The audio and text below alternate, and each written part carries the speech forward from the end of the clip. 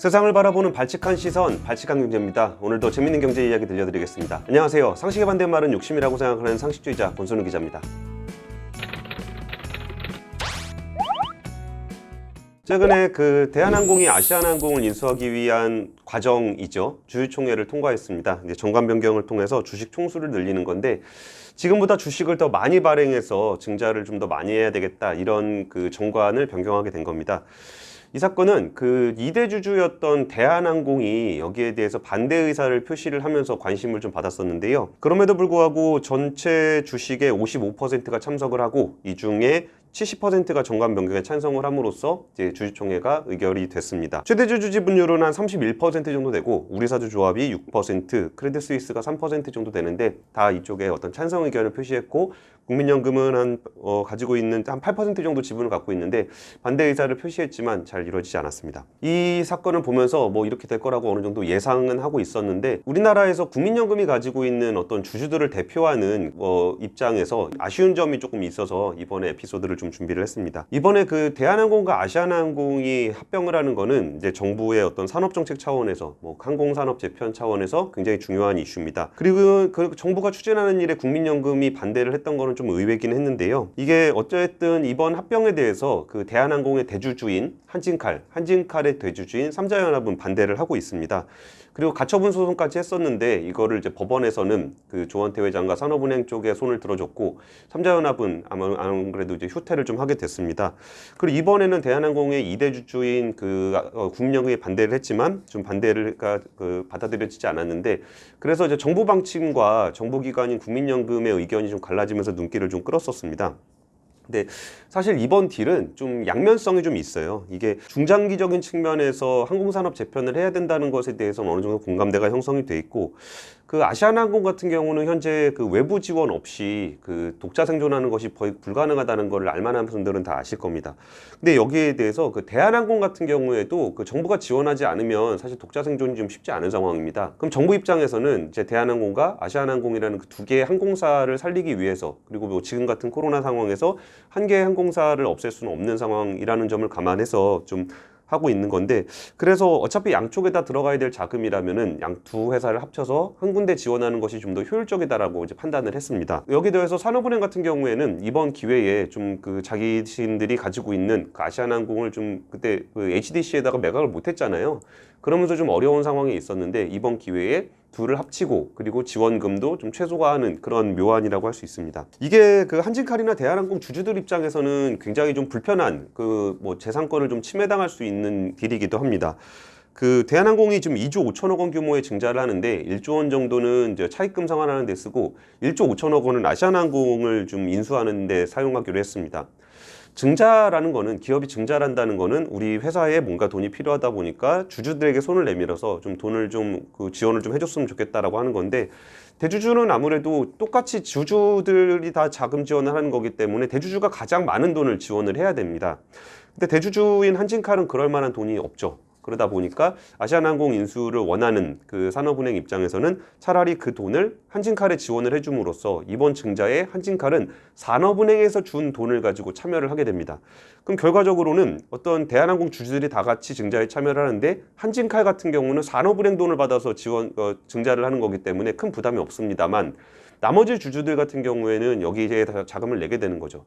결국 어떤 항공산업 재편, 대한항공만을 위해서가 아니라 항공산업 재편을 위해서 이루어지는 딜에 대한항공 주주들이 돈을 내는, 그러니까 어떻게 보면은 아시아나항공이라는 회사를 살리기 위해서 대한항공 주주들이 돈을 내는 상황이 되기 때문에, 그러면서 대주주인 한진칼은 자기 돈을 내지 않아도 되는 상황이기 때문에 주주들은 분명히 좀 반대를 할 부분들이 좀 있습니다. 이 부분에 대해서는 좀 명확히 하고 가고 싶은데, 정책을 할 때 이게 좋은 뜻으로 추진을 한다고 하더라도 이해관계자들의 권리를 침해할 때는 취지가 좋더라도 비판을 받을 부분들이 분명히 있는 거고, 이 부분에 대해서는 어느 정도 좀 우리가 공감대를 형성할 필요가 좀 있다고 생각을 해요. 이게 설사 이번 딜이 정부와 어떤 조원태 회장의 입장대로 흘러가더라도 이 부분들이 주주권을 침해한다라는 것은 어느 정도 인지를 해야 나중에 또 같은 상황이 반복이 됐을 때 그 주주들의 권한을 침해하는 것을 너무 자연스럽게 받아들이는 것을 보는 저는 좀 불편하다는 생각이 좀 들었습니다. 국민연금의 태도에는 좀 아쉬움이 있어요. 반대 의사를 표시했던 이유가 뭐 아시아나항공의 어떤 실사를 하지 못했다 뭐 이런 내용들이 조금 있긴 있는데,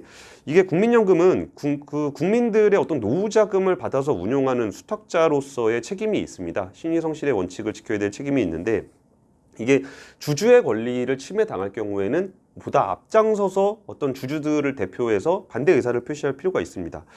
그 과거에는 항상 그 거수기라는 오명을 얻었던 국민연금이다 보니까 최근에 몇 번, 1년에 이렇게 주주권을 행사하는 모습들이 장족의 발전이라고 볼 수는 있을 것 같습니다. 그런데 국민연금이 과연 반대 의사를 표시하는 것이 어떤 그 면피성인지, 그러니까 신의성실의 원칙을 뭐 지킨다는 면피성인지, 아니면 진심으로 어떤 주주권 행사에 대한 의사를 표시하고 있는 건지가 좀 저는 잘 모르겠습니다. 소수주주들은 지분율이 좀 작기 때문에 이 의결권만 가지고 어떤 주주권을 행사하기가 굉장히 어려워요. 그래서 소수주주들이 뭔가 의결권을 행사할 때는 어떤 자신들의 의사를 명확하게 표현을 하면서 더 많은 사람들이 여기 동참할 수 있도록 일종의 그 언론을 통해서든 아니면 다른 주주들을 향해서든 뭔가 동감대를 형성하기 위한 노력들을 합니다.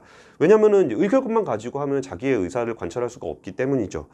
하지만 그 국민연금 같은 경우는 의결권을 행사할 때도 이게 반대 의사를 표시할 때 뭐 아시아나항공에 실사를 하지 않았다는 정도의 뭐 짤막한 코멘트 정도를 얘기를 하면서 이 추가적인 노력을 좀 한 것들이 좀 부족하다라는 평가를 좀 내리고 싶습니다. 그래서 이게 뭐 이전에도 보면은 한진그룹을 대할 때 국민연금이 진짜 진정성 있게 뭔가 자신들의 의사를 표시했는지에 대해서는 조금 미약하다는 생각이 들어요. 하다못해 이 조원태 회장에 대해서도 조원태 회장이 이제 대표이사를 하려면은 이제 등기 임원이 돼야 되고 이사가 돼야 되는데, 이 조원태 회장에 대해서도 국민연금은 반대 의사를 많이 표시를 해왔습니다.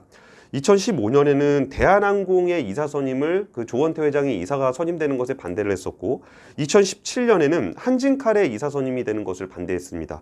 그리고 2017년에는 주한진의 조원태 이사 선임을 반대했던 것이 어떤 그 국민연금의 어떤 포지션이었는데, 그때마다 아무래도 지분율이 부족하다 보니까 다 이제 그 원래 대주주들이 원하는 대로 다 됐습니다.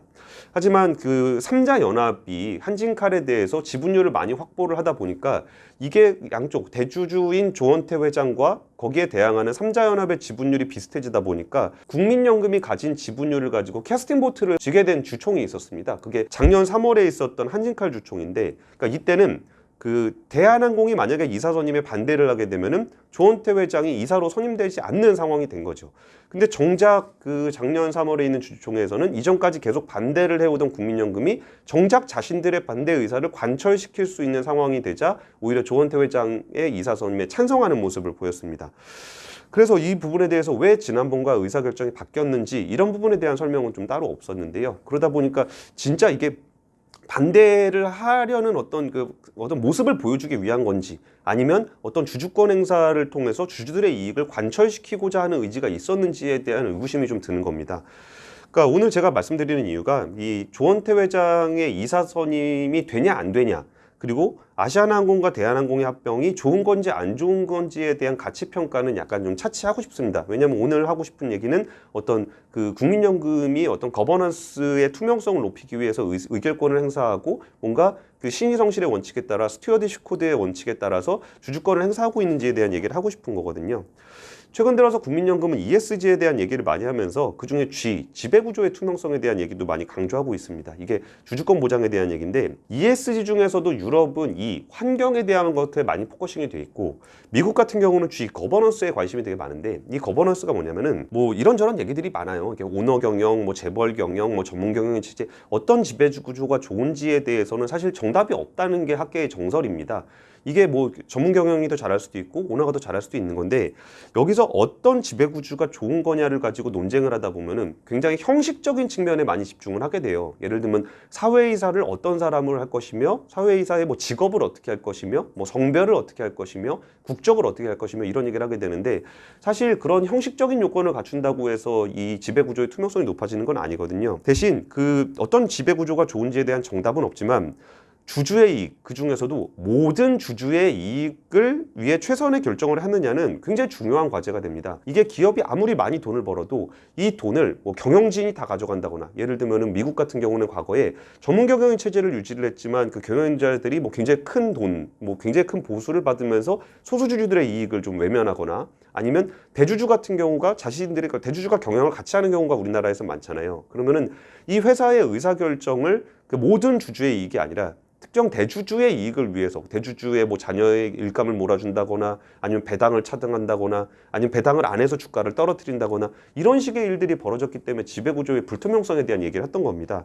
그래서 이 미국에서는 어떤 지배구조가 좋은지에 대한 얘기를 하는 게 아니고 주주들의 이익을 얼마나 보장할 수 있는 투명한 과정, 절차, 행동들을 하고 있느냐를 많이 따지게 돼요. 그래서 이 그 거버넌스가 좀 약하다는 거는 한국에서 항상 대주주와 경영진, 이게 함께 있는 그런 그 소유와 경영이 합치되어 있는 상황이 그냥 이 합치된 것 자체가 문제가 아니라 그들의 이익에 걸맞는 의사결정을 했다는 것이 문제였거든요. 그 과정에서 소수주주의 권리, 그리고 나머지 주식 투자자들의 어떤 참여자, 시장 참여자들의 권리가 외면받으면서 이 부분이 굉장히 코리아 디스카운트에 어떤 영향을 미쳤습니다. 그 얘기는 뭐냐면 기업이 아무리 돈을 많이 벌어도 투자했던 주주들에게 이익이 돌아가는 게 아니라 특정한 누군가에게 이익이 돌아가는 상황이 계속됐기 때문에 여기서 투자를 안 하게 되고, 그러면서 코리아 디스카운트라는 말이 나왔던 거거든요. 그럼 국민연금은 이제 소수주주의 대표로서 굉장히 중요한 역할을 해야 될 의무가 있고, 그리고 그런 역할을 할 수 있는 위치에 있습니다. 그래서 이게 그 국민연금이 정말 어떤 큰 목소리를 내면서도 정작 자신들이 실질적인 영향력을 행사했을 때 이렇게 뒤로 물러나는 모습을 보인다면 종이 호랑이, 뭐 면피성 의결권 행사에 대한 어떤 비판을 받을 수밖에 없습니다. 국민연금이 거버넌스에 어떻게 개입할 것인지에 대해서는 굉장히 많은 얘기들이 있겠지만, 이번 경우에도 좀 본연의 역할을 어떤 식으로 수행하는 것이 주주 이익에 봉사하는 것인지를 좀 더 고민을 좀 많이 했었으면 좋겠고, 그리고 우리나라 자본시장 전체에도 많은 영향을 미치기 때문에 국민연금의 어떤 의사결정을 하는 것들, 그리고 의결권 행사와 주주를 위해서 어떤 행동을 할 것인지에 대해서도 더 많은 경로를 통해서, 더 많은 상황에서 이런 의사결정을 보여줬으면 좋겠습니다.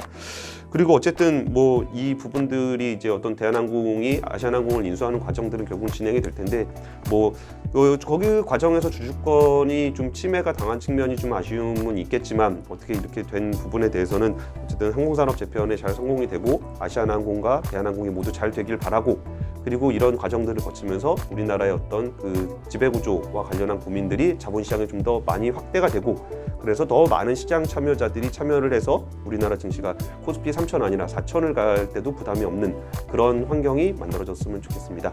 지금까지 발전경제였습니다. 감사합니다.